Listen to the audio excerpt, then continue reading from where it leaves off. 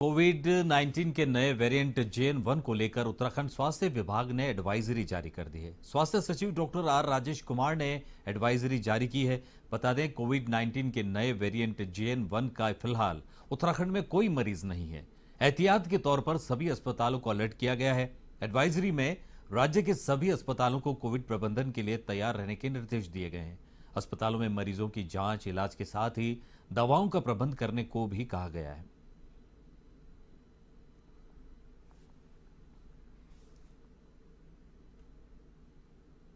का जो सब वेरिएंट है JN.1 उसको लेके भारत सरकार से कल गाइडलाइंस जारी हुए हैं। मैं इसमें एक बात ये बताना चाहूँगा कि उत्तराखंड में इस स्ट्रेन की अभी तक कोई पुष्टि नहीं हुई है और माह नवंबर 2023 से कोई कोविड पॉजिटिव केसेस की भी कोई पुष्टि नहीं हुई है उत्तराखंड में। भारत सरकार के जो इंस्ट्रक्शंस हैं उसमें मेन पॉइंट ये है कि सर्वेलेंस बढ़ा दिया जाए। सो हमने सभी जिलाधिकारीगण एवं सीएमओ को इंस्ट्रक्ट किया है कि अपने स्तर पे सर्वेलेंस बढ़ा दें और इसके अलावा भारत सरकार के गाइडलाइंस में ये भी है कि एडिक्वेट टेस्टिंग की जाए, कम्युनिटी अवेयरनेस की जाए। ये हमने इंस्ट्रक्शंस में मेंशन किया है। ओमिक्रॉन का जो मुख्यमंत्री पुष्कर सिंह धामी ने सचिवालय में उच्चाधिकारियों के साथ उत्तराखंड ग्लोबल इन्वेस्टर समिट में हुए एमओयू के ग्राउंडिंग की समीक्षा की। इस अवसर पर उन्होंने कहा कि निवेश के लिए एमओयू को धरातल पर उतारना सभी की सामूहिक जिम्मेदारी है। मुख्यमंत्री ने उच्चाधिकारियों के साथ समीक्षा के साथ उनसे सुझाव भी लिए और निर्देश दिए कि 15 फरवरी तक अधिक से अधिक प्रस्तावों की ग्राउंडिंग हो। प्रति सप्ताह मुख्य सचिव और प्रति माह मुख्यमंत्री स्वयं इसकी गहनता से समीक्षा करेंगे। मुख्यमंत्री ने कहा कि राज्य के अधिक से अधिक युवाओं को सौर ऊर्जा और पर्यटन नीति के अंतर्गत स्वरोजगार उपलब्ध कराया जाए।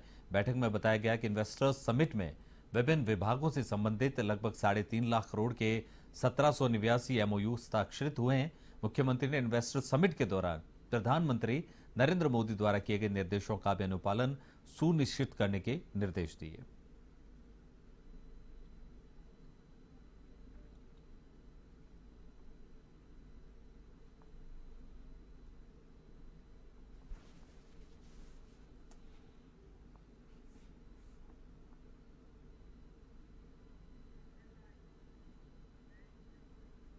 उत्तराखंड में एसएसबी से प्रशिक्षित गुरिल्ला स्वयंसेवकों को आजीविका से जोड़ने के लिए प्रयास किए जाएंगे। मुख्यमंत्री पुष्कर सिंह धामी सचिवालय से इन स्वयंसेवकों से वर्चुअली जुड़े और उनकी समस्याओं को सुना।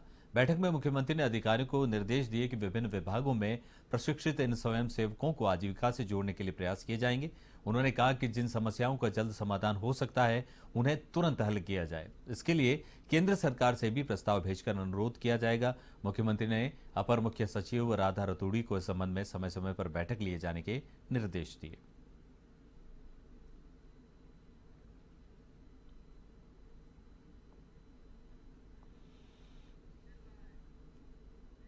ऋषिकेश में क्रिसमस और नए साल के पर्व को लेकर पुलिस ने कमर कस ली है। एसपी देहात कमलेश उपाध्याय ने इंस्पेक्टर और सभी चौकी प्रभारियों को उनकी जिम्मेदारी देते हुए व्यवस्थाओं को बनाने के निर्देश दिए। एसपी देहात ने शहर निरीक्षण के बाद कोतवाली में बैठक की, जिसमें क्रिसमस और नए साल पर व्यवस्थाओं को लेकर चर्चा की गई।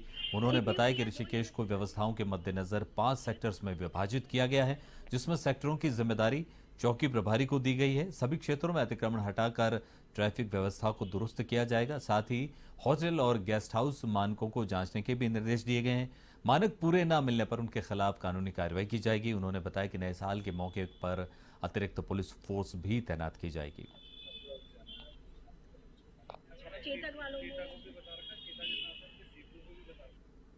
देखिए, चूंकि इस समय जो ये दिसंबर का एंड रहता है, इसमें वेकेशंस भी हो जाती हैं बच्चों की, तो हर बार ये देखा गया है कि इस वक्त बहुत ज़्यादा यहाँ पे टूरिस्ट रहता है। तो उसी के अंतर्गत हमने ये ऋषिकेश कोतवाली में 5 सेक्टर्स को बनाया है और इसमें प्रॉपर ड्यूटीज भी रहेंगी। और चूंकि ट्रैफिक बाधित ना हो, इसके लिए जो अतिक्रमण है उसको भी लगातार हटाया जा रहा है इंस्पेक्टर ऋषिकेश के निर्देशन में और उनके उसमें नेतृत्व में। और ये मतलब पहले तो हम ये अतिक्रमण हटो, दूसरा हम पेट्रोलिंग पे भी फोकस कर रहे हैं कि पेट्रोलिंग रहे। बाकी सभी लोगों को ब्रीफ भी किया गया इस बार कि प्रॉपर्ली के लोग जो पर्यटक आएंगे उनसे बातचीत और व्यवहार भी अपना मधुर रखेंगे। तो ये सारी चीजें की गई। साथ में ये जितने भी होटल्स हैं यहाँ पे और जो गेस्ट हाउसेज हैं उनकी भी चेकिंग प्रॉपर की।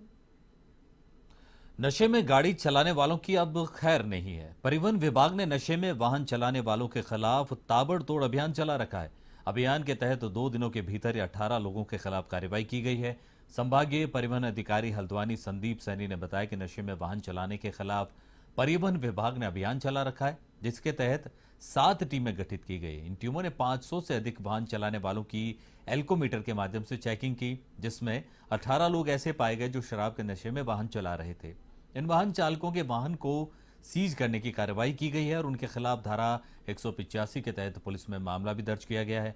उन्होंने कहा कि सड़क सुरक्षा के नियमों को उल्लंघन करने वालों के खिलाफ लगातार यह अभियान जारी रहेगा।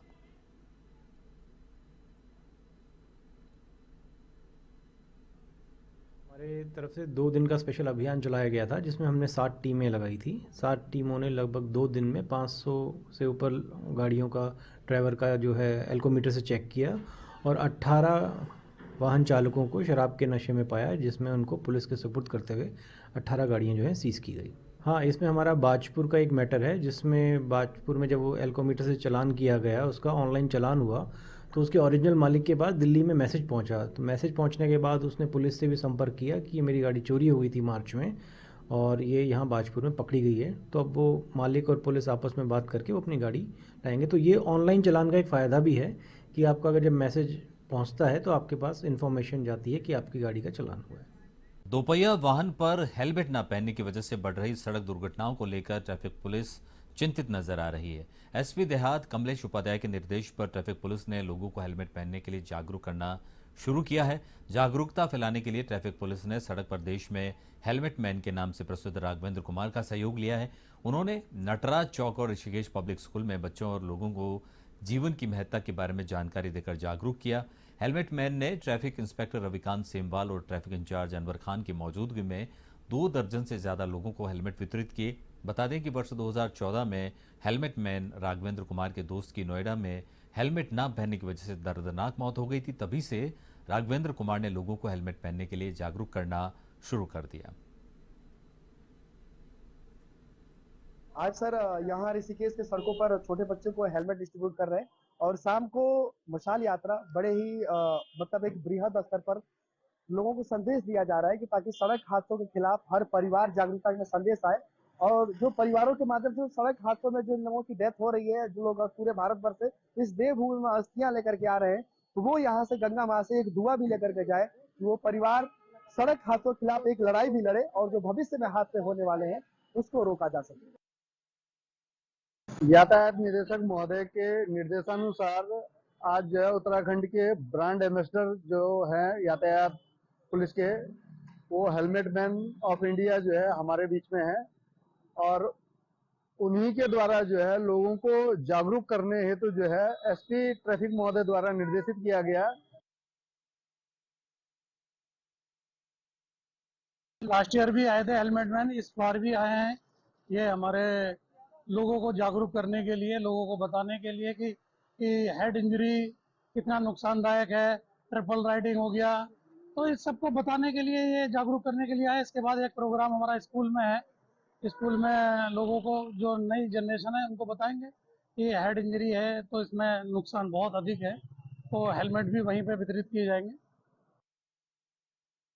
पुलिस कार्यालय रुद्रपुर में तैनात महिला आरक्षी डॉली जोशी को सम्मानित किया गया। वरिष्ठ पुलिस अधीक्षक उधम सिंह नगर डॉक्टर मंजुनाथ टीसी महोदय ने उन्हें सम्मानित किया। डॉली जोशी के द्वारा सीसीटीएनएस आईसीजेएस प्रोजेक्ट में उधम सिंह नगर पुलिस का समस्त डाटा अप टू डेट किया गया, जिसमें उधम सिंह नगर पुलिस ने देश में प्रथम स्थान प्राप्त किया। पुलिस मुख्यालय द्वारा महिला आरक्षी का नाम राष्ट्रीय अपराध रिकॉर्ड ब्यूरो में पुरस्कार के लिए भेजा गया। उधम सिंह नगर पुलिस महिला आरक्षी डॉली जोशी को वुमेन ऑफ द मंथ का खिताब दिया जा चुका है और पुलिस मुख्यालय द्वारा भी महिला आरक्षी को 15 अगस्त 2023 को मेडल देकर सम्मानित किया जा चुका है।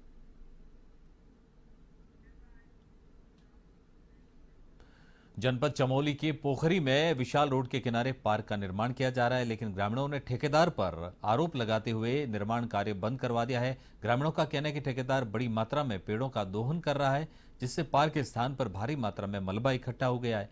ऐसे में पूरे गांव को खतरा बना हुआ है। लोगों ने ठेकेदार पर यह भी आरोप लगाया कि निर्माण कार्य में गुणवत्ता का ध्यान नहीं रखा गया है। ऐसे में आने वाले समय में ग्रामीणों को समस्याओं का सामना करना पड़ सकता है, जिसको देखते हुए नगर पंचायत के खिलाफ विशाल आंदोलन किया जाएगा।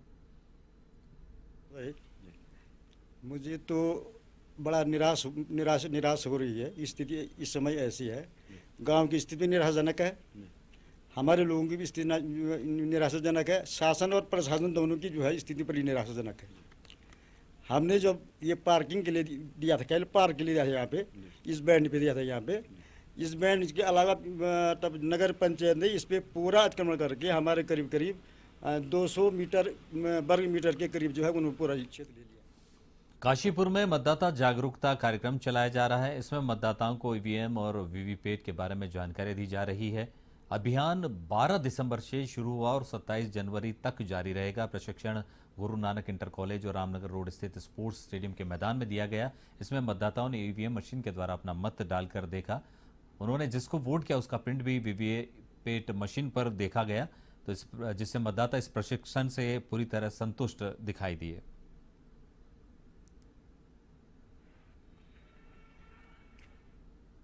ये लोकसभा सामान्य निर्वाचन का 2024 का कार्यक्रम चल रहा है।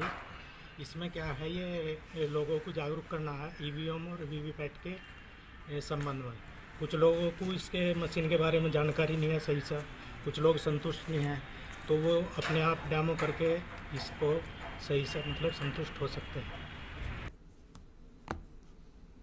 जो भी 18 साल के बच्चे अब हो चुके या अभी हो चुके और अभी होने वाले, तो जो 18 साल का बच्चा आएगा उसको तो पहली बार मतदान करेगा, उसे इस प्रक्रिया के बारे में कुछ नहीं पता। तो उन बच्चों को जागरूक करना है कि आपको वोट कैसे करना है, और आपने जिसको वोट किया, जिस पार्टी को भी वोट किया, आपको कैसे पता लगेगा कि हमने किसको वोट किया। तो इसके लिए ये मशीन है, आप जिसको भी बटन दबाओगे उसकी पर्ची इसमें दिखाई देगी वीवीपैट पर।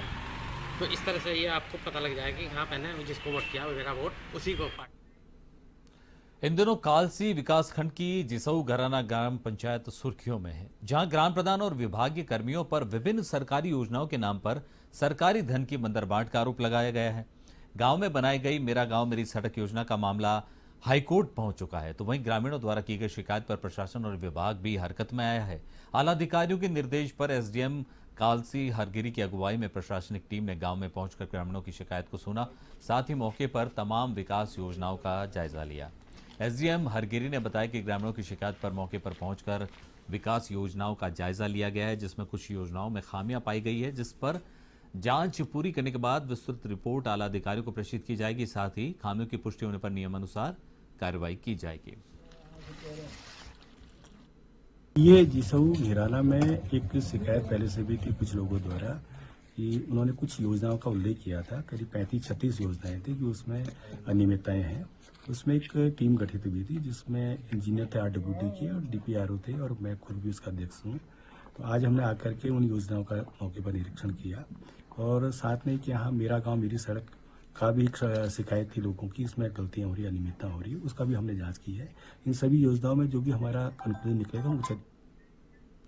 चंपावत के टनकपुर में द्वितीय पुस्तक मेला का आयोजन होगा। यह मेला 22 दिसंबर से 24 दिसंबर तक चलेगा। इस मेले में मशहूर बॉलीवुड अभिनेता सुधीर पांडे ने भी शामिल होने की इच्छा जताई। को प्रणाम कर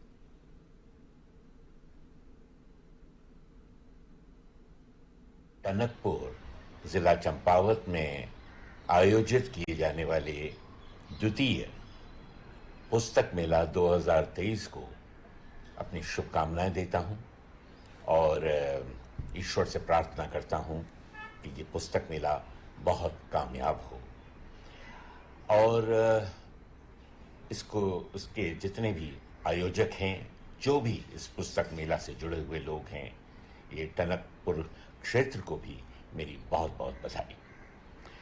आज के ज़माने में जब डिजिटल मीडिया की वजह से पुस्तकों की तरफ लोगों की रुचि थोड़ी सी कम हुई है, लोगों को पुस्तकों की तरफ वापस ले जाने में इस तरह का प्रयास बहुत ज़रूरी है और इस प्रयास के लिए भी मेरी बहुत बहुत शुभकामनाएं।